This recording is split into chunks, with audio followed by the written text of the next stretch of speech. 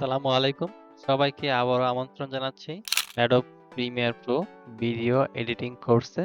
আজকের এই ভিডিওতে আমরা দেখব Premiere Pro এর বিভিন্ন টুলস সম্বন্ধে। একটি সফটওয়্যারের টুলস সম্বন্ধে আপনার যত ভালো ধারণা থাকবে, আপনারা তত এফিশিয়েন্টলি এই সফটওয়্যারটি ব্যবহার করতে পারবেন। আমরা যারা Photoshop এবং Adobe Illustrator এর কাজ করেছি, আমরা বিভিন্ন ধরনের টুলসের সাথে আগে থেকেই পরিচিত। Premiere Pro তে কিন্তু এত বেশি টুলস নেই। চলুন আমরা টুলসগুলোর সাথে পরিচিত হই। আমি টুলসগুলোর ব্যবহার দেখানোর জন্য এখানে আমি কয়েকটি ক্লিপ নিয়ে এসেছি এবং এগুলোকে ড্র্যাগ করে আমি টাইমলাইনে নিয়ে এসেছি। আমাদের এখানে যে টুলসগুলো আছে তাদের মধ্যে সবার প্রথম আছে সিলেকশন টুল। সিলেকশন টুলের ব্যবহার হচ্ছে এটি সিলেক্ট থাকা অবস্থায় আমরা যে কোনো ক্লিপকে ড্র্যাগ করে যে কোনো জায়গায় নিয়ে যেতে পারবো। প্রথম কথা হচ্ছে সিলেকশন টুলটি ব্যবহার করা হয় যে কোনো আইটেমকে সিলেক্ট করার কাজে, এবং তারপর আরেকটি কাজ হচ্ছে এটি ক্লিক করে ক্লিপগুলোকে যে কোনো জায়গায় এটা মুভ করা যায়। এই সিলেকশন টুল দিয়ে কিন্তু আমরা আরো কিছু কাজ করতে পারি, যেমন আমি এই ক্লিপ নিয়ে আসছি। এখন সিলেকশন টুলটি সিলেক্ট থাকা অবস্থায় আমি যদি এখানে আমার মাউস পয়েন্টারটা নিয়ে আসি, তাহলে দেখতে পাচ্ছেন যে এটার কালারটা চেঞ্জ হয়ে গিয়েছে, এবং এটি যদি আমি ক্লিক করে বাম দিকে ড্র্যাগ করি তাহলে কি হবে, আমার কিন্তু বাড়তি অংশটুকু ডিলিট হয়ে গিয়ে। তার মানে হচ্ছে সিলেকশন এই টুলস দিয়ে আমরা কিন্তু ট্রিমের কাজটিও করতে পারি। এটা যদি আমি উল্টা দিকে এইভাবে মুভ করি তাহলে কি হবে, এবার কিন্তু বাম থেকে ডান দিকের অংশ ডিলিট হয়ে যাচ্ছে। এখন আমরা পরবর্তী টুলসটি দেখব। আমাদের পরবর্তী টুলস হচ্ছে ট্র্যাক সিলেকশন টুল ফরওয়ার্ড, এবং এটার কিবোর্ড শর্টকাট হচ্ছে এ। এই টুলসটির কাজ হচ্ছে যখন অনেকগুলো ক্লিপের মাঝখানে কোনো নতুন একটি ক্লিপ বসাইতে হবে, তার জন্য জায়গা তৈরি করতে হবে, সেজন্য আমাদের এই টুলসটি ব্যবহার করতে হবে। এখন দেখুন, আমি চাচ্ছি এটা একটা ক্লিপ এবং এটা একটা ক্লিপ, এই দুই ক্লিপের মাঝখানে নতুন একটি ক্লিপ বসাতে। তার জন্য আমার কি করতে হবে, এখানে জায়গা তৈরি করতে হবে। এখন যদি আমি এখানে ক্লিক করি তাহলে ডান পাশের যত ক্লিপ আছে সবগুলো সিলেক্ট হয়ে গেছে। এখন মাউসে ক্লিক করে আমি যদি ড্র্যাগ করে ডান পাশে নিয়ে আসি তাহলে এখানে ফাঁকা জায়গা তৈরি হয়ে গেছে। এখন চাইলে আমি কিন্তু আরেকটি ক্লিপ এখানে এসে এখানে নিয়ে আসতে পারি। আরেকটি জিনিস দেখুন, সেটা হচ্ছে এটা সিলেক্ট থাকা অবস্থায় এখানে কিন্তু দুইটি অ্যারো দেখাচ্ছে। তার মানে একটি ভিডিওর সাথে আমরা জানি ভিডিও আছে এবং প্লাস অডিও আছে, দুইটা জিনিস। আমরা যদি এখন ইচ্ছে করি আমরা শুধু ভিডিও ফাইলটি মুভ করব, অডিও ফাইলটি আগের জায়গায় থাকবে। তার জন্য কি করতে হবে, আমাদের কিবোর্ডে শিফট চাপলে দেখুন এখন একটা অ্যারো হয়ে গেছে। তার মানে শুধু এই ট্র্যাকের আইটেমগুলো সিলেক্ট হয়েছে। এখন আমরা কি করব, এটা দিয়ে ক্লিক করে আমরা কিন্তু এখানে সরাই দিতে পারবো। তো এইখানে দেখুন একই জায়গায় আরেকটা টুলস আছে, সেটি হচ্ছে ব্যাক সিলেকশন ব্যাকওয়ার্ড টুল, এবং এটার সংক্ষেপ হচ্ছে, এটার শর্টকাট কি হচ্ছে শিফট এ। এটার কাজ হচ্ছে, এখন দেখুন অ্যারোগুলা বাম দিকে মুভ করে আছে। আমি যদি এখানে ক্লিক করি তাহলে কি হবে, তাহলে দেখুন এই যে ডান পাশে কিন্তু ফাঁকা জায়গা তৈরি হয়ে গেছে। এখানে চাইলে আমি নতুন কিছু অ্যাড করতে পারবো। এটাই ছিল এই টুলস গুলোর কাজ, ট্র্যাক সিলেকশন ফরওয়ার্ড এবং ট্র্যাক সিলেকশন ব্যাকওয়ার্ড টুলস এর কাজ। আমরা এখন এই টুলস গুলো দেখব। প্রথমে যেটি আছে সেটা হচ্ছে রিপিল এডিট টুল, এবং এটির কিবোর্ড শর্টকাট হচ্ছে বি। এটির কাজ হচ্ছে আমরা যদি কোনো ক্লিপকে ডান পাশ থেকে বা বাম পাশ থেকে এটা ছোট করতে চাই তাহলে এখানে ক্লিক করে জাস্ট ড্র্যাগ করতে হবে। এরকম আমি বাম পাশ থেকে ডান দিকে ড্র্যাগ করছি। উপর থেকে একটি প্রিভিউ দেখাচ্ছে, সেটা হচ্ছে আমি যতটুকু অংশ ড্র্যাগ করব ওইটুকু ডিলিট হয়ে যাবে, এবং তারপর যে ফাঁকা জায়গা সৃষ্টি হবে সেটি অটোমেটিক ফিল হয়ে যাবে, মানে গ্যাপটা থাকবে না। এই যে হচ্ছে আমরা পরের টুলটা দেখব। পরের টুলটা হচ্ছে রোলিং এডিট টুল, এবং এটার কিবোর্ড শর্টকাট হচ্ছে এন। তো এটির কাজ হচ্ছে আমরা যদি কোনো একটা ক্লিপকে কোনো দিকে এক্সটেন্ড করতে চাই তাহলে সেখানে ক্লিক করে এটা টান দিলে উপরের দিকে আমরা দেখতে পাচ্ছি ব্লু কালারের একটি দাগের মতো, সেটা মুভ করতেছে। তার মানে হচ্ছে এটা দেখাচ্ছে এটা কোন অবস্থান পর্যন্ত এটি ক্লিপটিকে স্ট্রেচ করছে। উপরে কিন্তু আমরা এটার একটা প্রিভিউ দেখতে পাচ্ছি।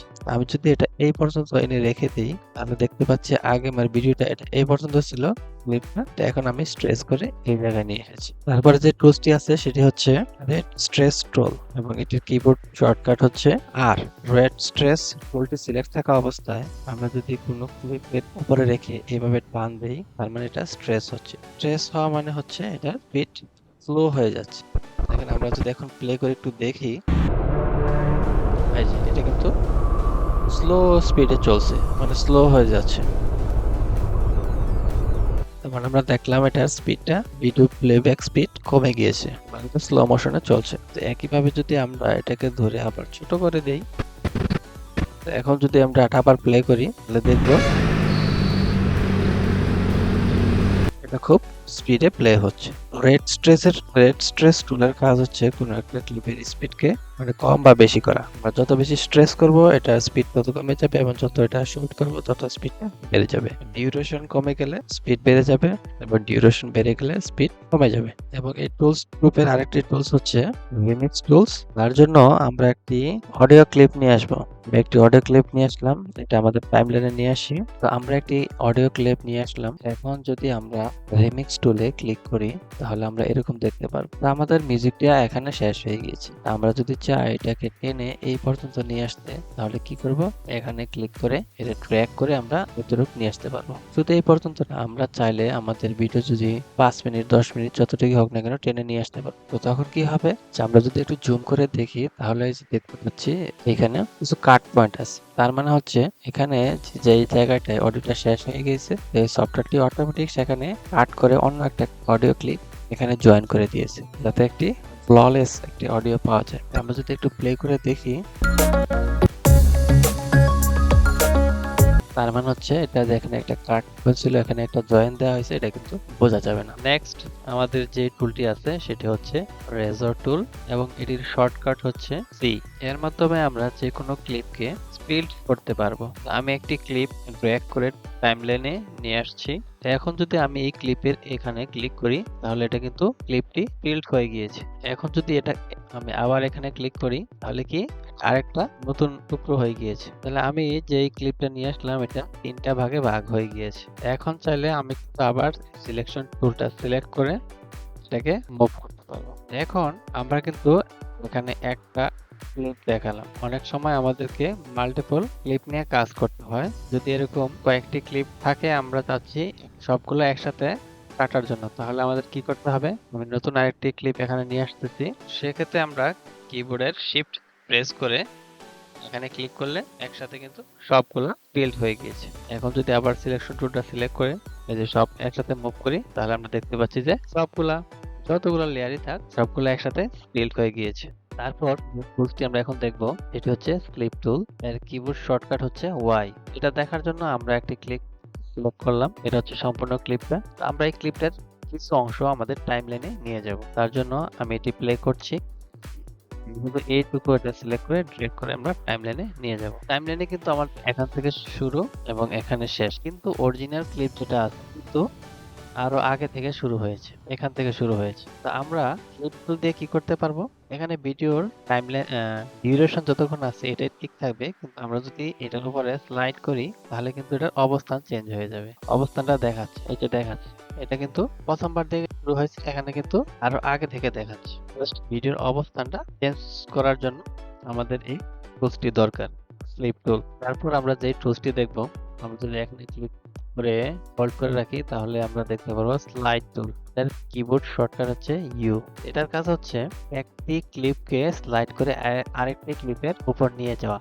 যেরকম যে আমাদের এই ভিডিও এই ক্লিপটা এটা যদি এটার উপর ক্লিক করে এটা স্লাইড করে এদিকে নিয়ে আসি, বাম দিকে নিয়ে আসি, তাহলে কি হবে, এটা কিন্তু আগের ক্লিপটার ভিতরে ঢুকে গিয়েছে। এ হচ্ছে এই টুলস এর কাজ। তারপর আমরা যে টুলসটি দেখব সেটি হচ্ছে পেন এবং এটার সংক্ষেপ হচ্ছে পি। পেন টুল দিয়ে আমরা আমাদের প্রোগ্রাম প্যানেলে বিভিন্ন কিছু ড্র করতে পারবো। তার মানে হচ্ছে বিভিন্ন কাস্টম শেপ আমরা তৈরি করতে পারবো। যেরকম আমি এখানে একটি শেপ ক্রিয়েট করছি যে কোনো আকৃতির, এবং আমরা দেখতে পাচ্ছি আমাদের এই যে টাইমলাইনে নতুন একটি গ্রাফিক লেয়ার তৈরি হয়ে গিয়েছে। তাছাড়াও এই পেন টুল দিয়ে আরো কিছু কাজ করা হবে। যেরকম আমরা যদি এই লেয়ারটা একটু বড় করে দেখি, বড় করার পর আমরা যদি এখানে ভিডিওতে আমরা দেখতে পাচ্ছি যেখানে এফএক্স, এখানে যদি আমরা রাইট ক্লিক করি তাহলে এখানে 3টা অপশন দেখতে পারবো, মোশন, অপাসিটি, টাইম ড্যাম্পিং। তো আমরা এখানে অপাসিটিটা সিলেক্ট করি, দেখি কি অবস্থা। এবং আমরা এখানে একটি কন্ট্রোল লাইন দেখতে পাচ্ছি, এখানে যদি আমরা ক্লিক করি তাহলে এটা একটা কন্ট্রোল পয়েন্ট এবং এটা একটা কন্ট্রোল পয়েন্ট। আমরা যদি এটা ড্র্যাগ করে নিচে নামিয়ে দিই তাহলে আমরা যেটা দেখতে পারবো, আমরা যদি এখান থেকে আবার এটা প্লে তাহলে যে অপাসিটি কিন্তু কমে গেছে আস্তে আস্তে, তারপর আবার পরের ক্লিপটা চালু হয়ে গেছে। এইভাবে আমরা এই অপশনগুলোকে কন্ট্রোল করতে পারবো। তো এখন যদি আমরা অডিওর উপরে দেখি, এই যে এখানে অডিওর ক্ষেত্রে কিন্তু এই লাইনটি দেখাচ্ছে। আমরা কি করব, আমরা যদি এই লাইনটাকে সিলেক্ট করি, এখানে আমরা একটি এই যে কন্ট্রোল লাইন দেখতে পাচ্ছি। ওই পেন টুলটি সিলেক্ট থাকা অবস্থায় এই যে এখানে দেখাচ্ছে প্লাস আইকন, এখানে ক্লিক করলাম আর এখানে একটা পয়েন্ট দিলাম এবং এই পয়েন্টটাকে ড্র্যাগ করে আমরা একবারে কমিয়ে দিলাম। তাহলে কি হবে, এখান থেকে কিন্তু সাউন্ডটা আস্তে আস্তে কমতে শুরু করবে। তো আমরা যদি এখন প্লে করি, সাউন্ডটা এখানে কমে গিয়েছে। তো এইভাবে আমরা কিফ্রেম অ্যানিমেশনের জন্য আমরা এই পেন টুলটি ব্যবহার করতে পারবো।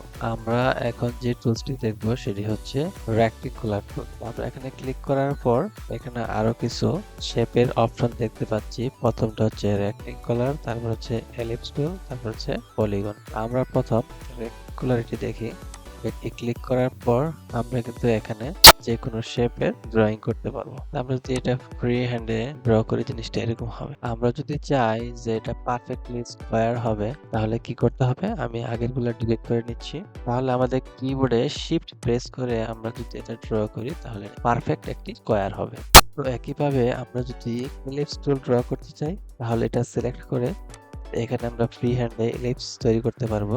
আর যদি চাই আমরা এটা পারফেক্ট একটা সার্কেল তৈরি করার জন্য, তাহলে আমাদের কিবোর্ডে শিফট প্রেস করে তারপরে এটা ড্র করতে হবে, তাহলে পারফেক্ট একটা সার্কেল তৈরি হবে। একইভাবে আমরা যদি চাই এখন পলিগন টুল ড্র করব, তাহলে একইভাবে এটা সিলেক্ট করে আমরা এটা এখানে নিয়ে আসবো। এটা হচ্ছে ট্রায়াঙ্গেল। আমরা যদি পলিগনটি ড্রয়িং করার পর আমরা দেখতে পাচ্ছি এটা একটা ট্রায়াঙ্গেল হয়ে গেছে। তো এটাকে আমরা কি করব, এটা যখন আমরা ডাবল ক্লিক করব, তো আমরা যে ডান পাশে কিছু অপশন দেখতে পাবো।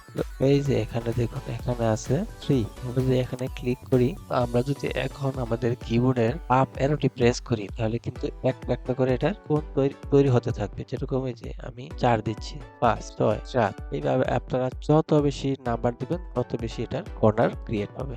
আশা করি সবাই এই টুলস গুলোর কাজ বুঝতে পেরেছেন। তাই আমরা এখন পরবর্তী টুলস এর কাজ দেখবো, সেটা হচ্ছে হ্যান্ড টুল। এর কিবোর্ড শর্টকাট হচ্ছে পেজ। এটা দেখার আগে আমার উপরে যে ভিডিওটা আছে, এইটুকু স্ক্রিনের মধ্যে এটা ফিট করা আছে। আমি যদি এটা আগে 100% করে নিই, এখন আমি যদি হ্যান্ড টুলটা সিলেক্ট করি, তাহলে আমি কিন্তু এইভাবে ড্র্যাগ করে ভিডিওটা মুভ করে দেখতে পারবো। অথবা যদি আমার কাজের প্রয়োজনে ভিডিওটা জুম করে নিতে হয়, সাপোজ এটা আমি 200% করে দিলাম, অনেক জুম হয়ে গেছে। তাহলে হ্যান্ড টুলস এর মাধ্যমে আমি টেনে টেনে ভিডিওর বিভিন্ন অংশে আমরা এভাবে টেনে টেনে দেখে দেখে কাজ করতে পারবো। আমরা সবাই বুঝতে পারছি হ্যান্ড টুলের কাজ হচ্ছে এটাকে মুভ করানোর জন্য, পুরো ফ্রেমটাকে মুভ করার জন্য আমরা এই হ্যান্ড টুলসটা ইউজ করি। তো এইখানে আমরা আরেকটা টুল দেখতে পাচ্ছি, সেটা হচ্ছে জুম টুল। জুম টুলের কিবোর্ড শর্টকাট হচ্ছে জেড। জুম টুলসটি সিলেক্ট করার পর একটু প্লাস আইকনের মতো প্লাস হয়ে গেছে। আমরা যদি এখন এটা টাইমলাইনে ক্লিক করি, তাহলে এটা একটু জুম হয়ে গেছে। আবার আরেকটা ক্লিক করি, আরেকটু জুম হয়ে গেছে। আমরা যদি আরেকবার ক্লিক করি, আরেকটু জুম হয়ে গেছে। এখন যদি আমরা কিবোর্ডের অল্ট চেপে এখানে ক্লিক করি, তাহলে এটা মাইনাস হয়ে গেছে। তার মানে এটা জুম ইন জুম আউট হচ্ছে। আমরা যদি এটি ক্লিক করা অবস্থায় কিবোর্ডের অল্ট চেপে মাউসের স্ক্রল হুইলটি ঘুরাই, তাহলে কিন্তু এটা জুম ইন হবে এবং জুম আউট। এটা কিন্তু আরো খুব সহজ। এখন আমরা যে টুলসটি দেখব সেটি হচ্ছে টাইপ টুল। এর কিবোর্ড শর্টকাট হচ্ছে ই।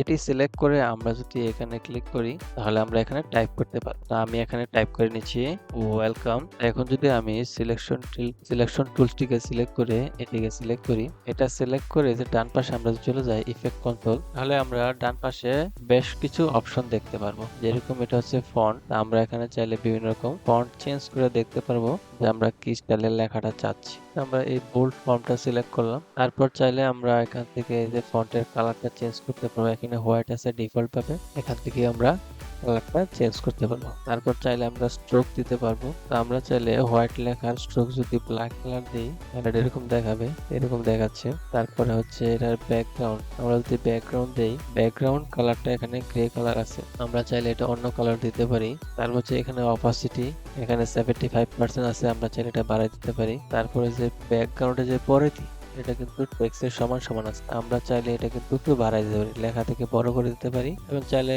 ছোট করে দিতে পারি। তারপরে আমাদের যে ব্যাকগ্রাউন্ডে এটার কর্নার আছে শার্প, আমরা চাইলে এটা রাউন্ডেড কর্নার করে দিতে পারি এই যেভাবে। তো এখানে আরেকটি টুলস আছে, সেটা হচ্ছে ভার্টিক্যাল টাইপ টুল। এটা সিলেক্ট করে আমরা যদি টাইপ করি, আমি আবার লিখলাম ওয়েলকাম, তাহলে এই লেখাটি এবার কি ভার্টিক্যালি হয়েছে। একইভাবে এটার কিন্তু বিভিন্ন অপশন আমরা এখানে চেঞ্জ করতে পারবো। তো এই ছিল টাইপ টুলের কাজ। এই ছিল প্রিমিয়ার প্রো এর টুল সম্বন্ধে বিস্তারিত আলোচনা। আশা করি এই ভিডিওটি আপনাদের ভালো লেগেছে। আপনাদেরকে পরবর্তী ভিডিও দেখার আমন্ত্রণ জানাচ্ছি। আর অবশ্যই চ্যানেলটি সাবস্ক্রাইব করে রাখবেন যাতে করে পরবর্তী ভিডিওগুলো আপনারা মিস না করেন।